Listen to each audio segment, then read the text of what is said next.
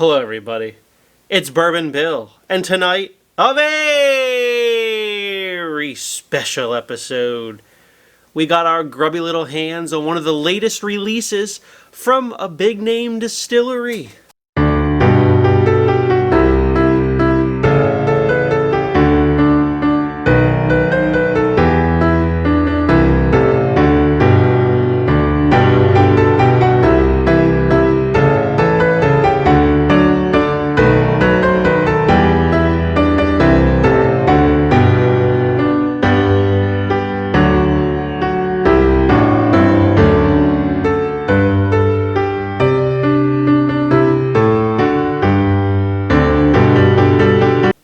That's right. It's Bardstown Discovery Series number 11. Look the hell out. Cannot wait to try this.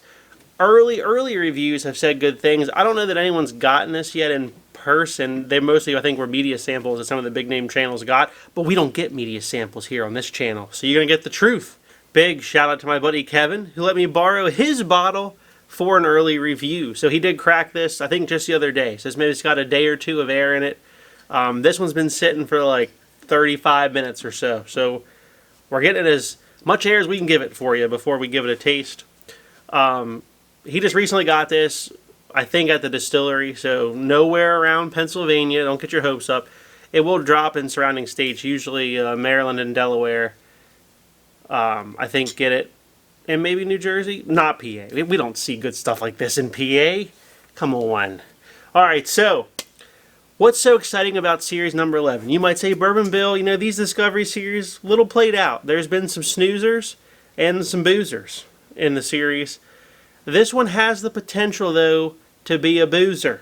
A real good one. So, the reason number 11 is significant is because we're back to an all-Kentucky blend. Whew! Hallelujah! Praise the Lord! It's all Kentucky bourbon. And they have not done that since Discovery Series number 4, which was usually regarded as one of the best. So this one here comes in at 118.1 proof. Compute 59.05% alcohol by volume. With a purple gold shimmery label there, or purple foil I should say label, shimmering on the front. Note this is the second bottle since they've moved the series name to the front for ease of your eyes. Now, on to the mash bill, which again makes this one special. 73% is Kentucky 13 year. 21% is Kentucky 10 year. And then 6%, so just 6%, is Bardstown's own 6 year. So that's pretty interesting. Obviously, they're undisclosed, but it looks kind of like it's Beeman Wild Turkey, and then Bardstown here is a rough guess. So that's pretty good. Those are exciting numbers. Good ages, too, for all Kentucky. Sad to say, though, this is kind of still the same plastic cork. They haven't gone back to that all metal that we really, truly love from Discovery Series number 4. Now, that delicious Disco Series 11 is in this blind down here of 4 bourbons. So Rita lovingly poured these blind. Didn't have to really beg or ask at all, believe it or not. It's in there somewhere. We'll go through these blind, give them a little taste, see where they rank, and then we'll find out what they are. But first, let's look at the other contenders tonight. Also courtesy of Kevin. Disco number 10. So this one was 114.24 proof. Compute 57.12% alcohol by volume. So a little later on proof. And I actually did review this one a while back. So if you want to go watch that full review, it's there. This one had some interesting things. This still had the Georgia 10 year in it. It had some Kentucky 6 year, Kentucky 13 year, Kentucky 9 year. And it also had 2% of George Dickel 10 year, Tennessee 10. So it was weird they put that 2% in. You couldn't really taste it in this one, though. I thought this was pretty good. Didn't think it was as good as 8 at the time it came out. Disco number 8, the only bottle I personally own up here, comes in at 114.1 proof, so nearly the same as the Series 10. Compute 57.05% alcohol by volume. This one was unique for a lot of reasons, and number 8 is probably the best one they've done since 4. But we haven't tasted 11 yet. But prior to 11, 8 was the best thing they've done, up there with 4. This one was 66% Kentucky 12-year, 17% Indiana 7-year rye. This was a burr rye. 11% of a 12-year 100% corn whiskey, and then 6% of a 6-year MGP 95.5 rye. So a burr rye, and this was also stave finished on top of that with some weird staves and whatnot. So this was truly a unique release, and they haven't done anything this wild since. A lot of flavors in this bad boy. Now, one that's come out of retirement here, also courtesy of Kevin, is the vaunted Discovery 4. So that's right, tonight we will compare arguably the best they've done with number 8, the second best they've done, with the new 11. So buckle up and hang on to your seats. For those that don't remember, Disco 4 was 115 proof, compute 57.5% alcohol by volume. Also an all Kentucky blend. In this vaunted Discovery 4 is 55% Kentucky 13-year, 37% Kentucky 15-year, and 8% Kentucky 10-year. So it's still older by what's in here than the new Discovery 11. So we'll see if the age beats the old 11 or the 11 rises to the top. First up, in the gold. Let's give it a nosing. Oh man, just tons of red fruit on here. Rye spice. There's like an orange marmalade note with a lot of well-seasoned oak. God, what a nose. Let's take a sip. Oh my God, is that delicious. A lot of well-aged oak in here. An orange note, that red note comes through. It's very creamy on the mouthfeel. A lot of vanillas, caramels. Hint of red fruit on the palate. That's delicious. That is delicious. Just a very traditional, well-aged bourbon profile, done extremely well. I like that one quite a bit. Next up, in the blue. Let's take a nose here. So this trades a little bit of that well-seasoned oak for some, just a little bit more general sweetness in here. Leans a little more stone fruit than orange and red fruit like the first Gold Glen here. Let's take a sip. Okay, that one's pretty good. It's got some rye spice coming in there. Very caramely sweet. It's sweeter. Missing kind of that well-aged oak component though. I much prefer the gold glass over the blue. Keep in mind the price of all these. I mean, this Disco 4 is probably like 120, and I think 11 is now up to like 140, 150 maybe even. So price is high. The Gold Glen, I would pay that range. The Blue Glen, I don't know that I'd pay that range right now, just off the first sip. Alright, the Red Glencairn. Let's give it a nosing here. Oh, this one smells like vanilla cream. Also more on the caramely cream side, also a little bit sweeter. Let's take a sip. That's good. That's got a lot of red fruits going on the palate. Very creamy on the mouthfeel. That's all like caramels, red fruits. And just in a massive amount of cream with a little bit of rye spice in there. That's also better than the blue to me. That's very good too.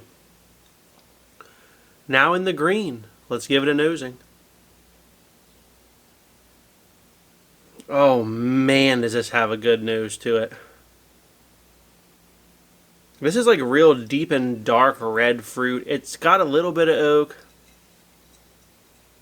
but it just goes a level deeper than the red or the blue. A little bit darker. It's what we like on this channel. It's almost like a milk chocolate note on here too. Let's take a sip. Good Lord, that's delicious. So much going on. It's very deep, dark, and rich. It's got the chocolate, deep red fruit note to it. Caramel rye spice in there. That's It's between the green and the gold as my first or second probably, and the other two kind of fall in the middle. So let me go back through these off camera, and then we'll come back with some guesses, and then Rita will reveal the results live. And we're back with my rankings, guesses, and results. So, all in all, what I said originally kind of fell through. The green and the gold were my favorites. They really were, and they were different. The gold was a little bit more well-aged, whereas the green had this really like deep, dark, and rich profile. Didn't have quite the oak presence of the gold, but it just, they were kind of neck and neck for me. I had a hard time deciding between them because of how just I love the deep, dark flavor of the green, but I'm just a sucker for that older age profile of the gold. So I was neck and neck there. A clear loser was the blue. Clear loser. Wasn't going to pick that at all. The red was very good, but to me didn't surpass the green with that deep dark flavor.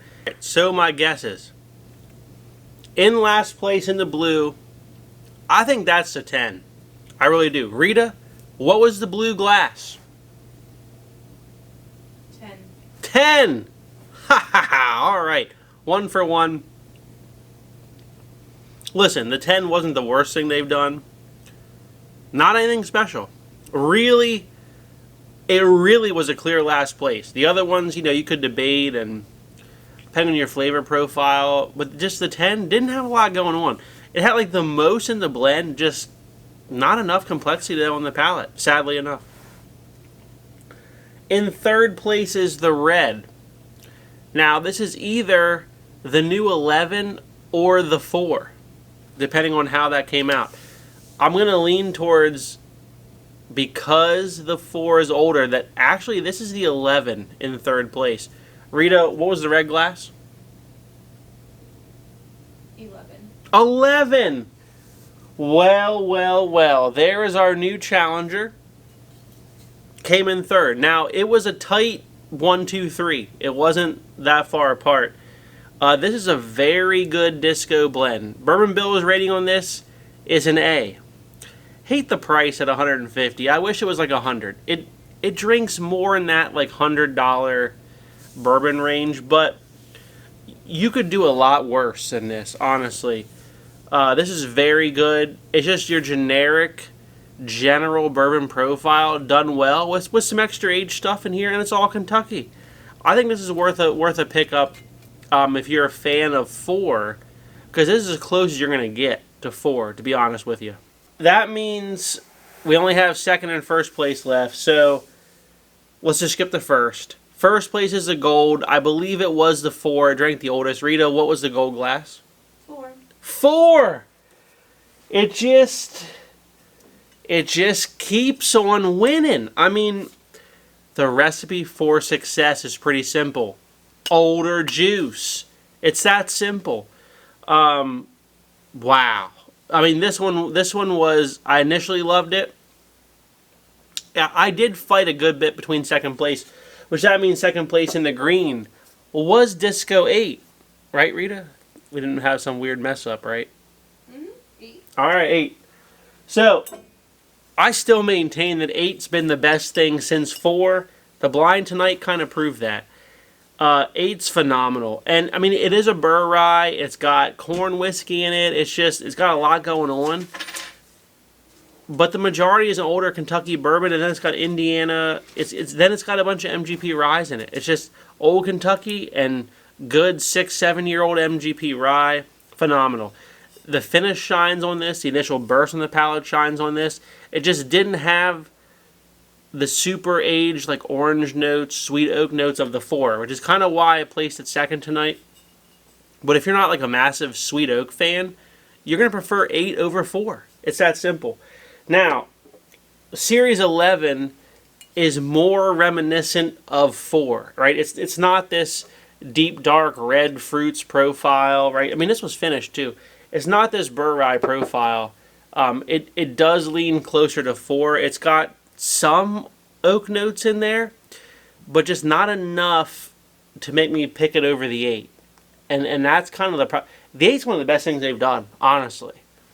If you can still find an 8, pick that up instead of the 11. You really should. If this is what you can find nowadays, this is a good one to pick up from Bardstown. It really is. So if you like what we saw tonight, please like, comment, and most importantly, hit that subscribe button, everyone. Thanks. Have a good evening.